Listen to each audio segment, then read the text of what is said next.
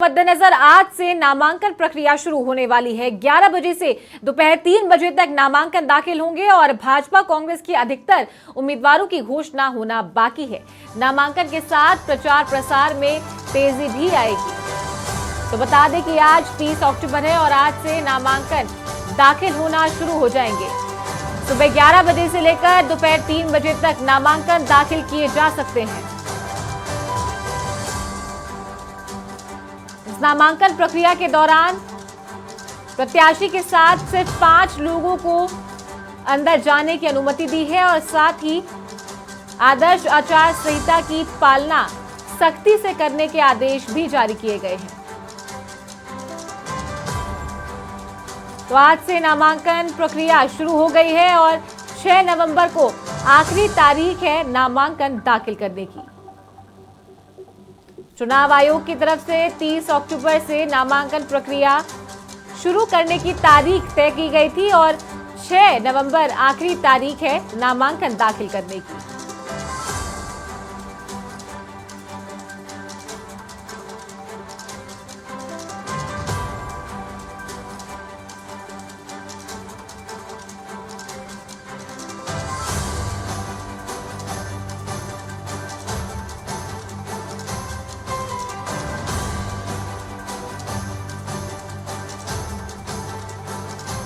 तो आपको बता दें कि भाजपा और कांग्रेस अभी तक इन दोनों ही पार्टियों के सभी प्रत्याशी घोषित नहीं हुए हैं। जहां कांग्रेस की चौथी लिस्ट का सभी को इंतजार है, तो वहीं भाजपा की तीसरी सूची का भी सभी को इंतजार है।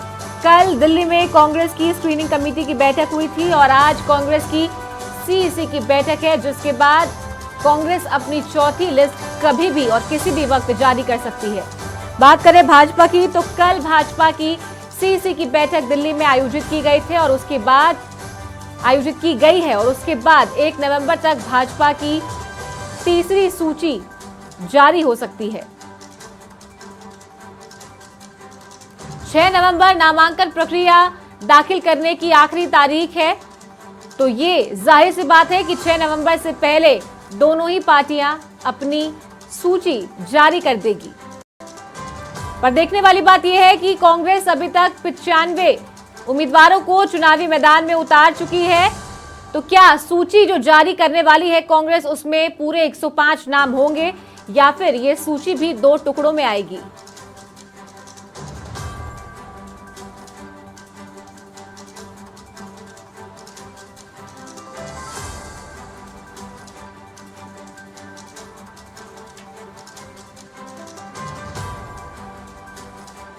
तो आज से नामांकन प्रक्रिया शुरू हो गई है और इसी के साथ कई उम्मीदवार आज से नामांकन भरना शुरू कर देंगे।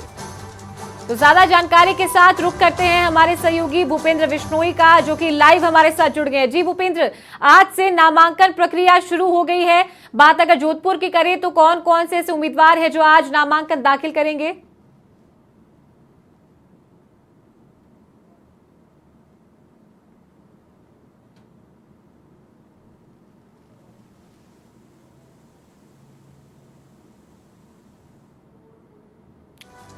तो आज से नामांकन प्रक्रिया शुरू हो गई है और प्रदेश के सभी विधानसभा सीटों में आचार संहिता को सख्ती से पालना करवाने के लिए प्रशासन भी पूरी तरीके से मुस्तैद है और एक्टिव मोड में है। नामांकन प्रक्रिया के दौरान भी कई बातों का ध्यान प्रत्याशी को रखना होगा। प्रत्याशी के साथ सिर्फ 5 लोगों को रहने की ही अनुमति दी गई है और आज 11 बजे से दोपहर 3 बजे तक नामांकन दाखिल किए जाएंगे।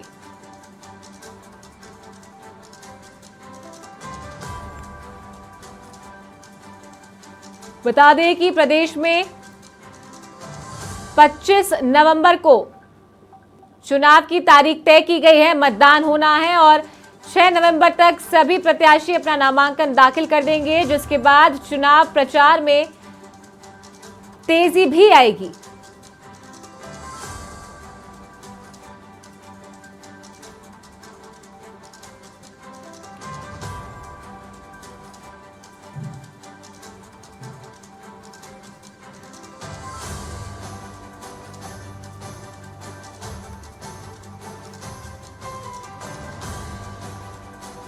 तो आज से चुनावों के लिए नामांकन प्रक्रिया शुरू हो गई है। भारत निर्वाचन आयोग ने 30 अक्टूबर तारीख तय की गई थी और आज से नामांकन प्रक्रिया सुबह 11 बजे से लेकर दोपहर 3 बजे तक समय तय किया गया है नामांकन दाखिल करने का। चाहे भाजपा हो या कांग्रेस या कोई अन्य पार्टी, जो भी प्रत्याशी हैं वो आज से नामांकन दाखिल कर सकते हैं और 6 नवंबर आखिरी तारीख है नामांकन दाखिल करने की। और 6 नवंबर के बाद जो प्रक्रिया है वो शुरू होती है, जहां डॉक्यूमेंट्स चेक किए जाते हैं और अन्य प्रक्रिया निर्वाचन विभाग के द्वारा भी की जाती है। और आज से नामांकन प्रक्रिया प्रारंभ हो गई है।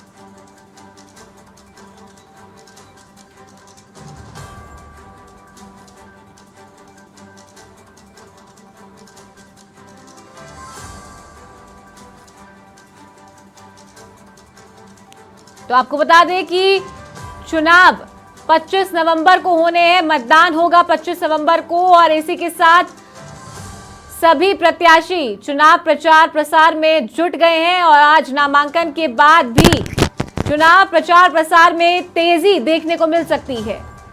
सभी उम्मीदवारों ने अपनी कमर कस ली है और चुनावी मैदान में उतर गए हैं और आज नामांकन दाखिल करने के लिए भी प्रदेश के अलग अलग विधानसभा सीटों से प्रत्याशी नामांकन दाखिल करेंगे और अपनी चुनाव प्रचार की प्रक्रिया भी प्रारंभ कर देंगे।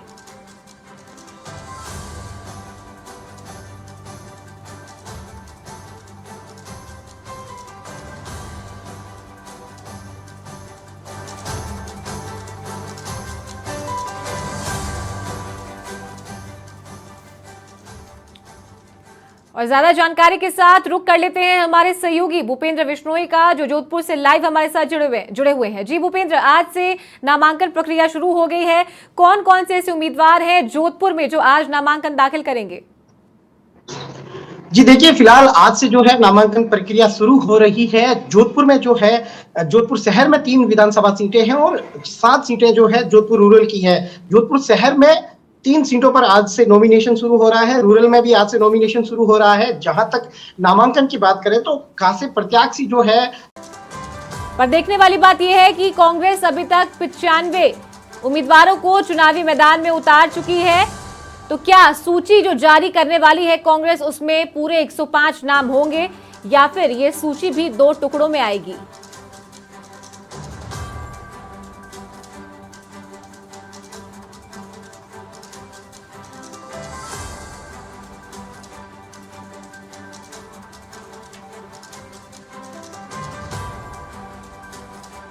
तो आज से नामांकन प्रक्रिया शुरू हो गई है और इसी के साथ कई उम्मीदवार आज से नामांकन भरना शुरू कर देंगे।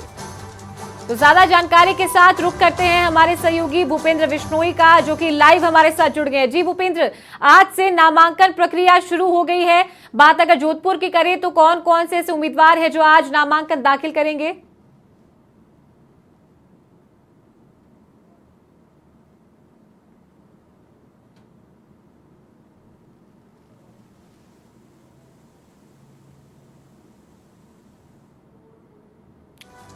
तो आज से नामांकन प्रक्रिया शुरू हो गई है और प्रदेश के सभी विधानसभा सीटों में आचार संहिता को सख्ती से पालना करवाने के लिए प्रशासन भी पूरी तरीके से मुस्तैद है और एक्टिव मोड में है। नामांकन प्रक्रिया के दौरान भी कई बातों का ध्यान प्रत्याशी को रखना होगा। प्रत्याशी के साथ सिर्फ 5 लोगों को रहने की ही अनुमति दी गई है और आज 11 बजे से दोपहर 3 बजे तक नामांकन दाखिल किए जाएंगे।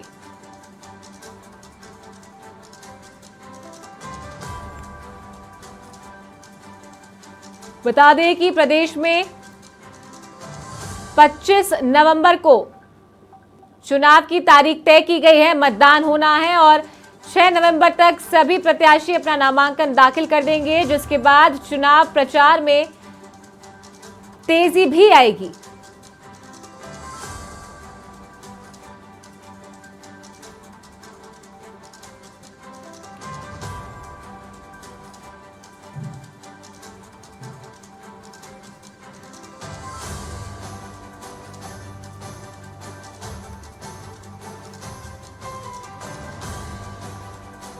तो आज से चुनावों के लिए नामांकन प्रक्रिया शुरू हो गई है। भारत निर्वाचन आयोग ने 30 अक्टूबर तारीख तय की गई थी और आज से नामांकन प्रक्रिया सुबह 11 बजे से लेकर दोपहर 3 बजे तक समय तय किया गया है नामांकन दाखिल करने का। चाहे भाजपा हो या कांग्रेस या कोई अन्य पार्टी, जो भी प्रत्याशी हैं वो आज से नामांकन दाखिल कर सकते हैं और 6 नवंबर आखिरी तारीख है नामांकन दाखिल करने की। और 6 नवंबर के बाद जो प्रक्रिया है वो शुरू होती है, जहां डॉक्यूमेंट्स चेक किए जाते हैं और अन्य प्रक्रिया निर्वाचन विभाग के द्वारा भी की जाती है। और आज से नामांकन प्रक्रिया प्रारंभ हो गई है।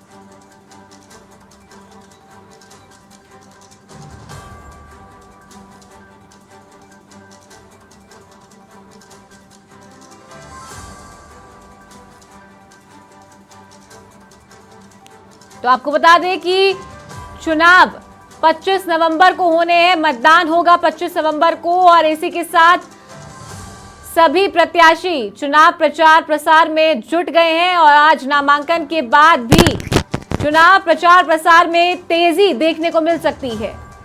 सभी उम्मीदवारों ने अपनी कमर कस ली है और चुनावी मैदान में उतर गए हैं। और आज नामांकन दाखिल करने के लिए भी प्रदेश के अलग अलग विधानसभा सीटों से प्रत्याशी नामांकन दाखिल करेंगे और अपनी चुनाव प्रचार की प्रक्रिया भी प्रारंभ कर देंगे।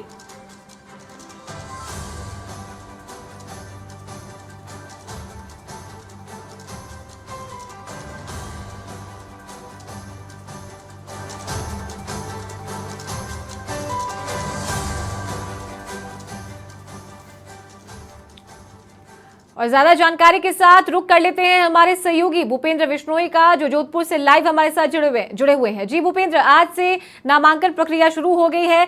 कौन कौन से ऐसे उम्मीदवार हैं जोधपुर में जो आज नामांकन दाखिल करेंगे?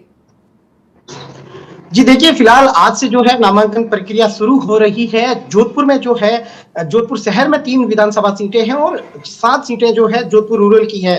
जोधपुर शहर में 3 सीटों पर आज से नॉमिनेशन शुरू हो रहा है। रूरल में भी आज से नॉमिनेशन शुरू हो रहा है। जहां तक नामांकन की बात करें तो खासे फॉर्म भरने के लिए सब प्रत्याशियों को साथ में लेकर जाना है या एक एक प्रत्याशी को फॉर्म भरवाना है, ये रणनीति तय की जानी है। फिलहाल कांग्रेस इस रणनीति पर जुटी है कि क्या मुख्यमंत्री अशोक गहलोत जिस दिन नॉमिनेशन जमा करवाएंगे उसी दिन सभी प्रत्याशी जमा करवाएंगे या अलग अलग जमा करवाएंगे। फिलहाल ये तय नहीं हुआ है, ना ही बीजेपी की तरफ से तय किया गया है, क्योंकि दोनों ही पार्टियां जोधपुर में 10 विधानसभा सीटों में से भाजपा सिर्फ 2 सीटों पर प्रत्याशी घोषित कर पाई है, तो कांग्रेस महज जो है 4 सीटों पर प्रत्याशी घोषित कर पाई है। फिलहाल कई प्रत्याशी घोषित होने बाकी है, लेकिन नॉमिनेशन प्रक्रिया आज से शुरू हो रही है। अब गेंद पार्टियों के पाले में है कि जितना जल्दी अपना प्रत्याशी घोषित करे उतनी जल्दी वो प्रत्याशी जो है अपना नॉमिनेशन की प्रक्रिया शुरू कर पाएगा। नॉमिनेशन की प्रक्रिया के लिए जिला निर्वाचन अधिकारी ने तमाम तरीके की गाइडलाइन जारी कर दी है। 100 मीटर से अंदर जो है सिर्फ 3 वाहन अलाउड किए जाएंगे। उसके अलावा जो रिटर्निंग अधिकारी है, जो जहां फॉर्म जमा होंगे वहां महज 5 लोग ही जा पाएंगे। तो तमाम तरह की व्यवस्थाएं अंतिम रूप दी जा रही है। जिला कलेक्ट्रेट के बाहर से जो है अंदर आने के लिए तमाम तरह की जांच जो है वो होगी। पुलिस की टीम वहां मौजूद रहेगी। आप फॉर्म जमा करवाने के लिए लोगों की भीड़ तो ला सकते हैं, लेकिन जो रिटर्निंग अधिकारी का कक्ष है उसके पास जो है निश्चित लोग ही जा पाएंगे, अधिक लोग वहां नहीं जा पाएंगे। इसके लेकर भी गाइडलाइन तय की गई है। फॉर्म मिलने शुरू हो चुके हैं, पहले से फॉर्म ले जाना शुरू हो चुके हैं। प्रत्याशी निर्दलीय या कोई भी प्रत्याशी है वो 4 फॉर्म जमा करवा सकता है। यानी आप पार्टी से फॉर्म जमा करवा सकते हैं, आपको कोई संदेह है टिकट को लेकर तो उसको भी आप जो है एक्स्ट्रा में फॉर्म जमा करवा सकते हैं, लेकिन एक प्रत्याशी 4 फॉर्म जमा करवा सकता है, 2 जगह से चुनाव लड़ सकता है। तो फिलहाल तमाम तरह की प्रक्रियाएं जोधपुर में पूरी कर ली गई है। जोधपुर रूरल की सीटों की बात करें तो वहां के एसडीएम अधिकारी के कार्यालयों में ही वो फॉर्म जमा होंगे। जहां जैसे लूनी का एसडीएम है तो लूनी एसडीएम में ही जो है लूनी विधानसभा सीट के फॉर्म जमा होंगे, ओसिया एसडीएम कार्यालय में जमा होंगे और कलेक्ट्रेट में 3 सीटों पर जो है फॉर्म जमा होंगे। तमाम तैयारियां पूरी है। आज से निर्वाचन जो है नॉमिनेशन प्रक्रिया शुरू हो रही है। 7 तारीख को इन फॉर्मों की जो है छटनी की जाएगी, यानी फॉर्म चेक किए जाएंगे और 9 तारीख को जो है अंतिम सूची जारी कर दी जाएगी।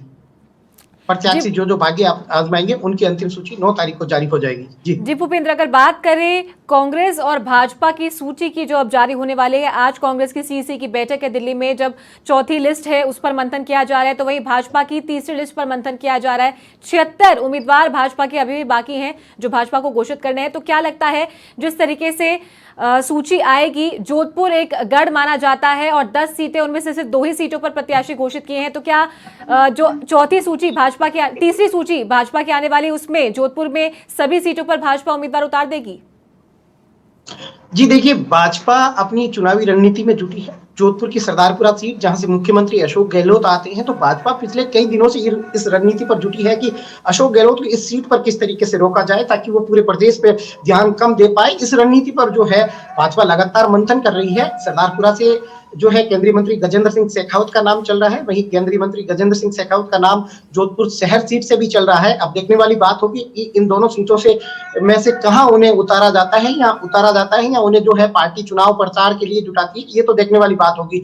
लेकिन कई सीटें ऐसी है जहां भाजपा अपना प्रत्याशी तय नहीं कर पाई है। ओशिया में भाजपा के पास कई दावेदार है, उसके अलावा गोपालगढ़ से उन्होंने जो है अभी प्रत्याशी घोषित करना है। शेरगढ़ में भी काफी जो है स्थिति विकट है, क्योंकि वहां भी कई भाजपा के पास प्रत्याशी जो है दावेदार है। यदि भाजपा किसी एक पर दाव खेलती है तो दूसरों को समझाना, उसके लिए रणनीति तय करनी होगी कि दूसरे जो दावेदार थे उन्हें कैसे संतुष्ट कर पाए। लेकिन शेरगढ़, गोपालगढ़, ओशिया, जोधपुर शहर और सरदारपुरा, ये ऐसी सीटें हैं जहां अब तक जो है प्रत्याशी घोषित नहीं कर पाई है भाजपा। अब देखने वाली बात होगी कि क्या इस सूची में उनके नाम आ जाएंगे या आगे कोई और मंथन कर और सूची जारी होगी, ये देखने वाली बात होगी। लेकिन जो कांग्रेस के लिए भी कहीं ना कहीं अब आगे की राह आसान नहीं है। कांग्रेस के पास भी ऐसी सीटें हैं। फलोदी एक ऐसी सीट है जहां कई दावेदार है, वहां किसे प्रत्याशी बनाया जाए। गोपालगढ़ एक ऐसी सीट है जो कांग्रेस नहीं जीत पा रही है पिछले कई समय से। सूरसागर एक ऐसी सीट है जहां लगातार 3 बार हो चुकी है जो है कांग्रेस नहीं जीत पाई है। तो कांग्रेस को भी अपनी रणनीति तय करना काफी मुश्किल हो रहा है। क्या कांग्रेस अपनी सूची में सूरसागर प्रत्याशी घोषित कर पाएगी? बीजेपी ने प्रत्याशी घोषित कर दिया है।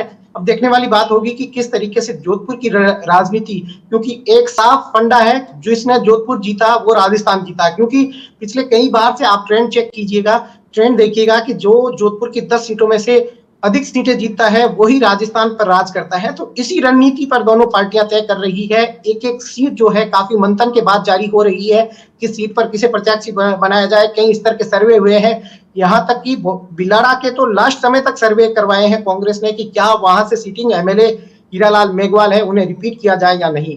तो फिलहाल दोनों ही पार्टियां फूक फूक कर कदम रख रही है। अपने प्रत्याशी चयन से पहले 1000 बार सोच रही है कि किसे जो है यहाँ उतारा जाए। जी चलिए, तमाम जानकारी के लिए आपका बहुत शुक्रिया भूपेंद्र। तो ये थे